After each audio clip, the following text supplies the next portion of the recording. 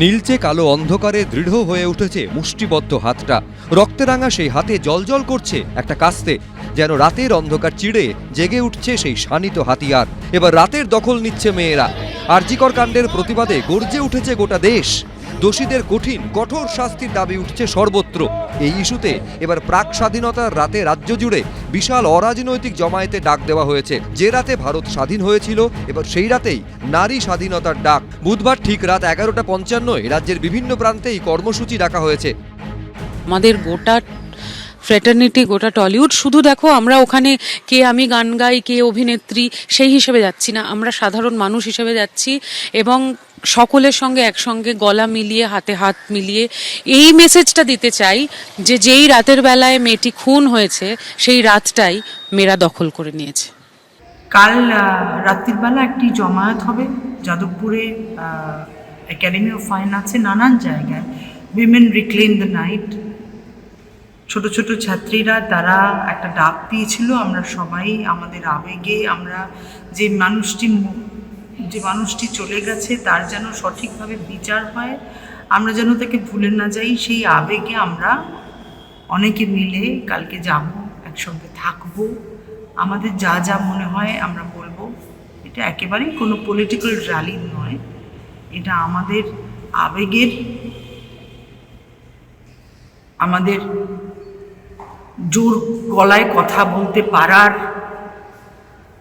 এবং যা যা মনে হয় সেটা বলতে পারার একটা জায়গা।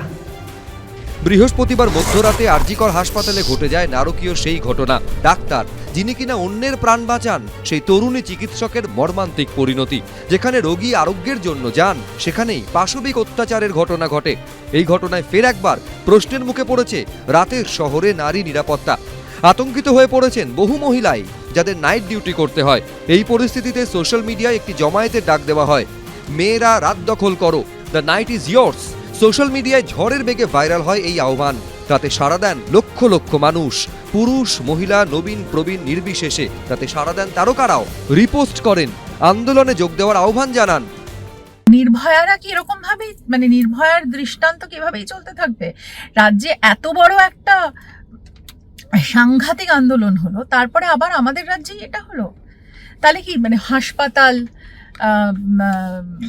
কোনো স্কুল, কলেজ, কোথাও কোনো নিরাপত্তা নেই? আমার এটাই প্রশ্ন যে এইরকম ধরনের ঘটনা দিনের পর দিন ঘটতে থাকবে, কিছুদিন এটা নিয়ে কথা হবে, আবার আর একটা ঘটনা ঘটবে, এইভাবেই কি চলতে থাকবে আমাদের সমাজ?